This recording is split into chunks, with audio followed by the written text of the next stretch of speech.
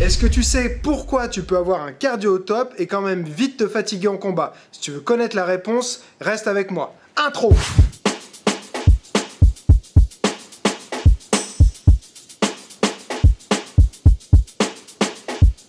Salut, Greg Hotel pour gregotte.com. Avant de commencer, si t'es passionné comme moi d'arts martiaux et de sport de combat, que t'es pas encore abonné à la chaîne, pense à le faire tout de suite. Pour cette vidéo, c'est un sujet qui était assez long à traiter, donc j'ai choisi de le faire en voix off. C'était comme ça beaucoup plus pratique pour moi. Donc voilà, c'est un format différent, j'espère que ça va te plaire. T'as peut-être déjà entendu ce genre de phrase. Je ne comprends pas, je suis capable de courir super longtemps, et pourtant quand je fais un sparring de boxe de 3 minutes, je suis rincé. Non mais c'est normal, chaque sport a son cardio, toi t'es bon pour cavaler après un ballon, mais c'est pas pareil qu'un combat. On peut être dans la meilleure forme de sa vie, avoir une condition physique au top, et quand même faire une mauvaise performance sur le plan physique le jour J. Qui a déjà vécu ou assisté à ça? Une équipe qui est au top pendant l'entraînement, puis qui subit un énorme déclin de performance pendant le match, et n'a plus de jus à la dernière mi-temps. Un combattant qui faisait 5 rounds sans problème à l'entraînement, et qui est vidé au premier round le jour du combat. C'est quelque chose qui nous parle. On s'entraîne dur, on se sent en super forme, mais le moment venu, notre forme ne se manifeste pas comme à l'entraînement. Que se passe-t-il vraiment quand ça arrive? Pour comprendre ce phénomène frustrant et perturbant, il faut commencer par ça. Il existe une différence entre la forme physique ou le fitness, c'est-à-dire être fort, rapide ou même avoir des bonnes stats comme la VO2 max, rythme cardiaque au repos, etc. et la préparation physique. Le fitness, c'est le potentiel de performance. C'est être capable de soulever lourd, frapper vraiment fort ou courir très vite. Toutes ces choses sont liées à l'aspect production d'énergie de la performance, des qualités vitales et qui font partie de tout bon programme d'entraînement. Mais seules, elles ne mèneront pas forcément à une performance optimale. L'autre aspect de la performance est là où entre en jeu le conditionnement physique. Le conditionnement physique est plus qu'un ensemble de chiffres. C'est plutôt un ensemble de compétences que l'on développe et qui nous donne la capacité à utiliser et gérer notre énergie efficacement et donc utiliser notre forme physique. Donc l'équation de la performance ressemble en réalité à ça. Forme physique, c'est-à-dire filière énergétique, force, puissance, égale production d'énergie, c'est le potentiel de performance. Conditionnement physique égale potentiel de performance, plus l'ensemble de compétences qui permet de gérer sa dépense énergétique. Afin d'être capable de s'exprimer au plus haut niveau possible, nous devons arrêter de voir la performance comme une addition de plusieurs éléments de la forme physique et commencer à réfléchir à comment développer le conditionnement physique. La forme physique, force, puissance, vitesse, endurance, est le côté production d'énergie de la performance. Ces choses sont évidemment importantes, mais en réalité, elles ne font que créer un potentiel pour la performance. Afin d'effectivement traduire tout ce potentiel en performance, on doit se focaliser sur le développement des qualités du conditionnement physique.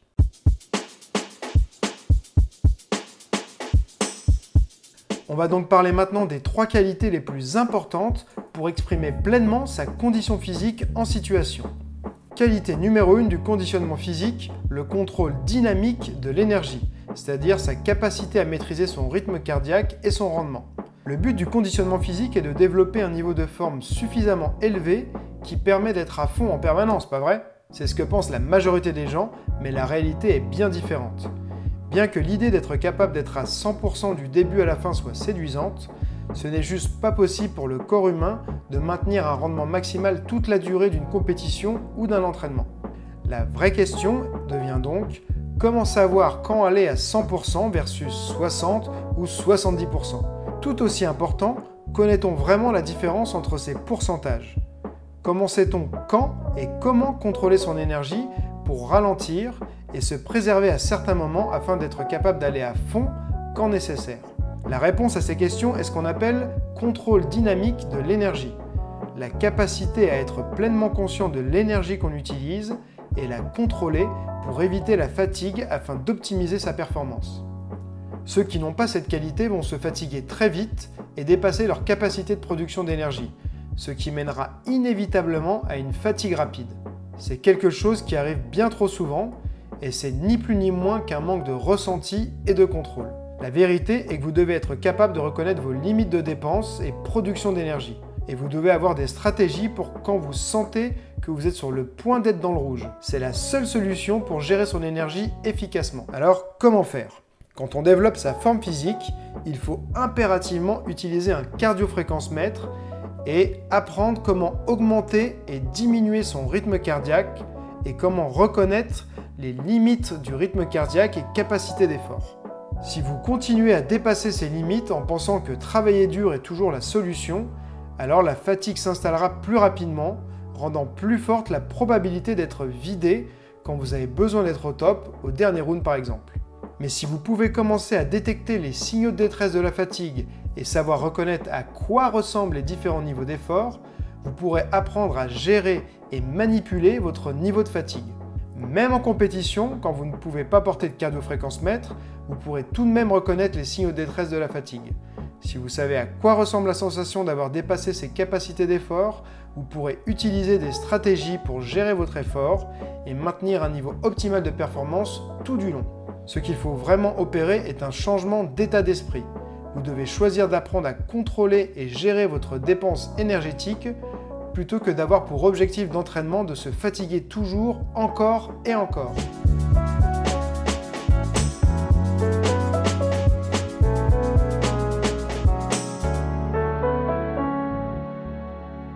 En résumé, le contrôle dynamique de l'énergie, c'est être conscient de sa dépense énergétique et savoir comment l'ajuster pour la préserver quand on en a vraiment besoin et maintenir la performance tout le long.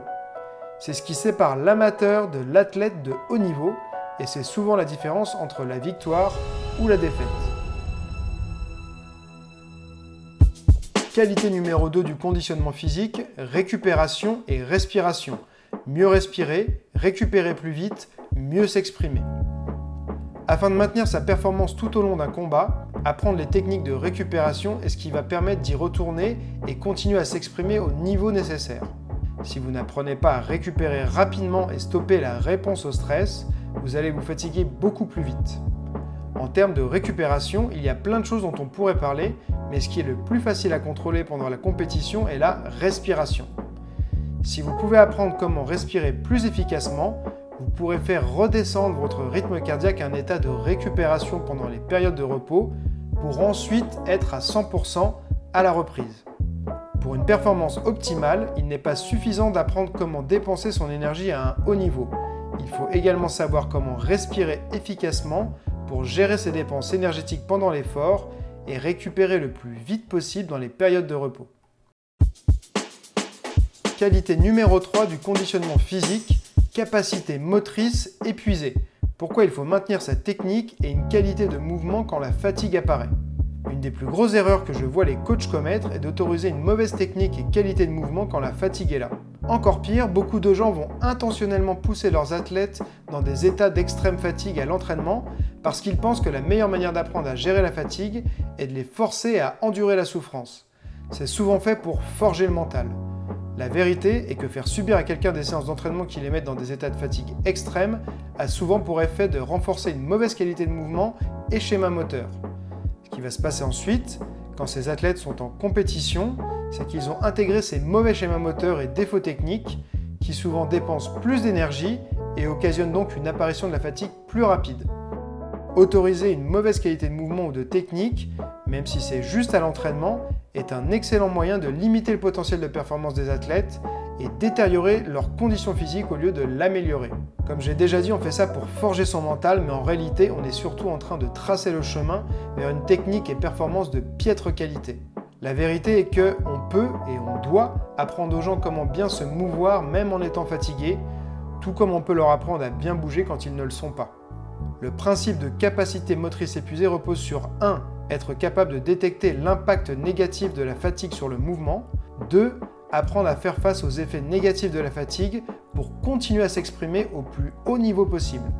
Quand on est fatigué, le but n'est pas de tout donner et d'y aller encore plus fort, le but est de maintenir la qualité de mouvement et de technique pour préserver de l'énergie à tout prix, parce que c'est ce qui rend efficace notre technique et préserve notre capacité limitée d'énergie. Une piètre technique et qualité de mouvement égale plus de dépenses d'énergie, ce qui mène à une performance diminuée.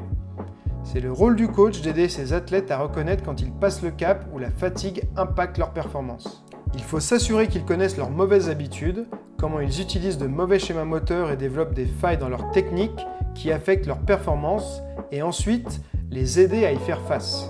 Il faut comprendre que gérer sa fatigue n'est pas synonyme de serrer les dents et continuer. Pour gérer efficacement la fatigue tout en maintenant un niveau de performance optimal, il faut mettre l'accent sur une technique et un mouvement correct quand la fatigue se fait sentir. Corriger le mouvement et renforcer les bons schémas moteurs ne devrait pas s'arrêter quand quelqu'un est fatigué. Il faut toujours renforcer la qualité du mouvement tout au long de chaque séance, spécialement quand on est fatigué. Ceux qui font ça sont ceux qui trouvent leur second souffle et deviennent meilleurs plus le combat est long, alors que les autres succombent à la fatigue avec une mauvaise qualité de mouvement et une sous-performance.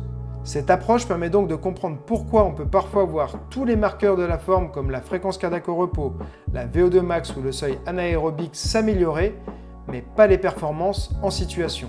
Alors oui, chaque sport est différent et va privilégier plus certains types d'efforts ou filières énergétiques, ce qui explique en partie pourquoi par exemple un marathonien peut être fatigué en un seul round de boxe ou vice-versa. Mais ce qu'on oublie souvent, c'est l'aspect gestion de l'effort qui vient avec l'acquisition d'une bonne technique et de l'expérience.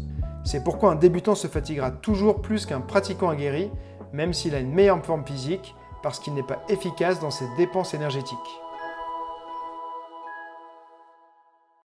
J'ai fait 3 versions, une vidéo, une version audio et un article sur mon site en fonction de ce que tu préfères. Tu sois plutôt quelqu'un qui aime l'aspect visuel ou alors écouter ou alors lire, tu as le choix.